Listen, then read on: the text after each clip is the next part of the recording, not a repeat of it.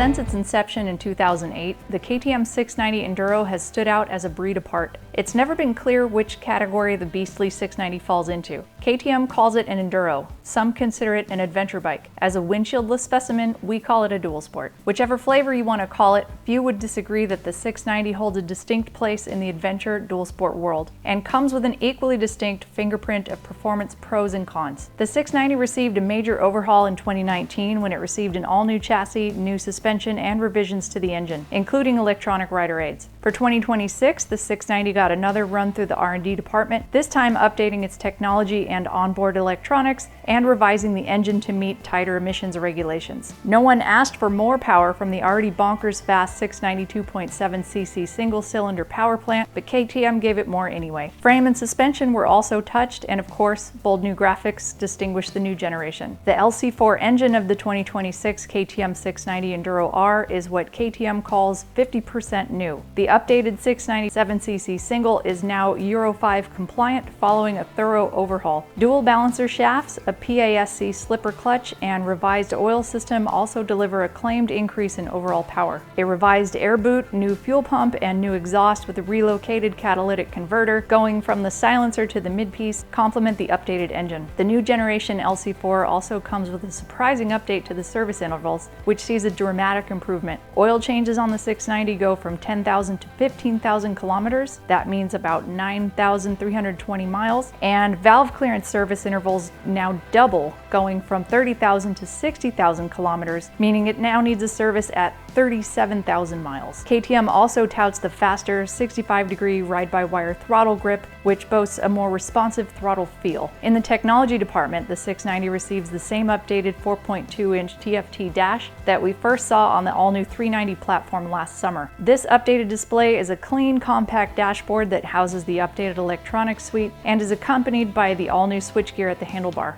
Off-road enthusiasts will immediately notice and appreciate the one-push ABS off button located front and center at the left handlebar switch. KTM is very proud of the customizable performance of their latest off-road ABS function, and they will encourage you to try it, but they also accept the fact that a quick and easy just shut it all off button is very appealing to the dirt diehards. No need to scroll through menus, simply press and hold. A deeper dive into the electronic rider aids will take you to multiple ride modes, including street and off-road. An optional rally mode, which our test bike was equipped with, is an upcharge at the dealer and unlocks additional functions including dynamic slip adjust and motor slip regulation, or MSR. Some of the IMU-based rider aids like cornering MTC and cornering ABS are both standard issue. These functions can be adjusted in increments, and like ABS, the traction control can also be turned completely off. A favorable aspect of the electronics is the memory function that allows the bike to remember your selected ride mode when you turn the bike on. No need to reselect your preferences every time you turn the key, which is nice. KTM calls the 692cc LC4 engine the most powerful single cylinder currently in production on a road legal motorcycle. So far, we're not arguing. They claim a horsepower figure in the neighborhood of 78, which is pretty bonkers for a 335-pound bike, especially considering this is in the full Euro 5 Plus state of tune.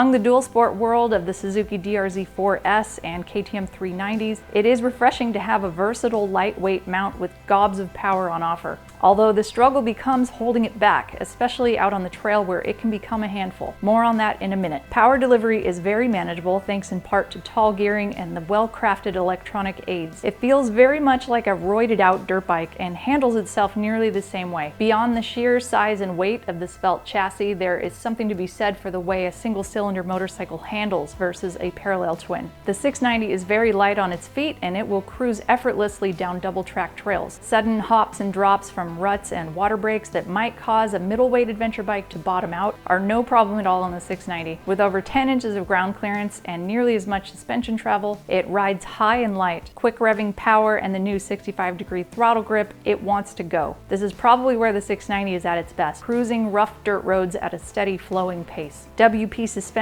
has a 48mm Explore fork up front and link-mounted Explore shock in the rear. Both are fully adjustable, the front with toolless adjuster knobs for compression and rebound at the fork caps. If you're looking for a plush ride or the confidence-inspiring feel of a heavy ADV that will monster truck its way up a rocky climb while you hardly feel a thing, this isn't it. You'll feel what's going on beneath you on the 690. It will deliver vivid feedback and remain ready for any quick maneuvers you might want to make along the way. The steering head angle lends itself to a handling characteristic that is more playful and responsive than it is stable, and the narrow cockpit will invite you to play along with more rider-active input. The rear-mounted fuel tank is built into the subframe, allowing the seat to extend forward over the narrow front end. It's not a motocross bike by any stretch, but moto-style maneuvers are entirely possible, and the 690 will respond. Moderate single track is also in the 690's wheelhouse, and it is capable of tackling just about anything you dare to muscle it through. Its curb weight of 335 pounds, claimed, might sound heavy for dual sport, but it's a virtual feather compared to anything else in this horsepower range. By adventure bike standards, consequences are far less severe in the event of a tip over, which is far more inviting when it comes to technical trails. But the tall seat height, 36.8 inches, makes the reach to the ground a little challenging, so when the going gets rough, plan your dabs carefully. The biggest challenge on the single track is not so much the handling, but the speed. Massive amounts of power on tap just about every RPM means you can be lazy with your shifting, but as speeds drop in the tighter terrain, it becomes more of a handful since you're constantly holding it back. Another factor we noticed in the tighter terrain was the engine heat. The time that we spent with the 690 were cooler days, mostly in the 50s and 60s, so the heat from the engine felt nice at times, but we noticed the radiator fan kicking on quite a bit and feel these hotter running temps could become an issue in warmer months. This is likely due to emissions-related equipment on the exhaust, as well as an evap canister the size of a garbage disposal behind the right radiator, which slows down airflow. Not to be overlooked is the pavement side of the 690's performance. Unlike a dual sport based on a competition platform such as the 500 EXCF, the road isn't something simply to endure in between dirt sections. The 690 Enduro R is a blast on twisty roads where you can really let that meaty mid-range sing as you zip through canyons and back roads. The wheels are tall and narrow, much like everything on the 690, and this definitely poses some limits to its sport performance on the road, but it does surprisingly well carving up the asphalt curves. The freeway is another story, however. No fairing or windscreen means zero wind protection, and odds are you're going to be wearing an off-road helmet with goggles rather than a road helmet with a face shield, and all that adds up to a pretty miserable ride on the highway. The upright riding position at freeway speeds sends the full wind force to your chest and leaves your head at the mercy of crosswinds. A tall, lightweight bike with narrow wheels also equals less stability on the highway, so you'll be feeling every gust as you pass semis. But highway comfort is not why you buy this bike. This is why KTM didn't bother giving it wind protection or heated grips or even cruise control. It's not for cruising. That said, there is actually plenty the 690 does well on the highway. It has zero problem picking up speed. Overtaking is obviously a breeze. It will gallop along at highway speeds. 80 or 90 miles an hour is effortless for the big single, which runs very smooth at these speeds. Another plus on the highway is the seat height, which puts you tall enough to ride about truck height, so you could see over cars. We would also call the narrow profile a plus when it comes to lane splitting and lane filtering, except that the wide handlebars are still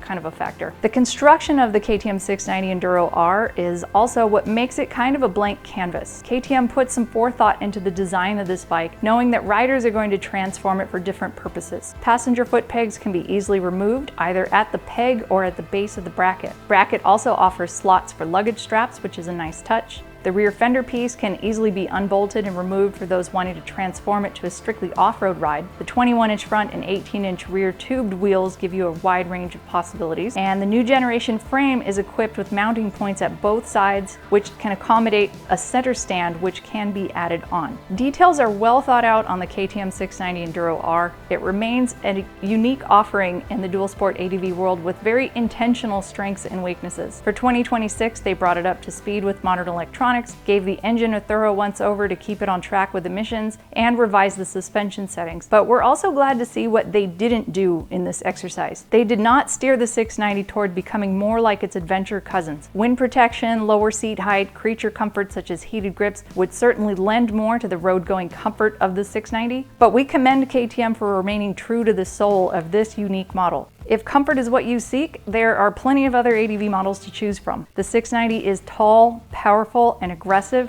with moto-like agility and characteristics that make it somewhat intimidating to mount. It fills a unique space in the gap between dual sport and ADV models and gives the more aggressive off-road crowd a capable segue into the license plate world. Thanks for watching. Remember to like, comment, and subscribe. We'll catch you in the next one.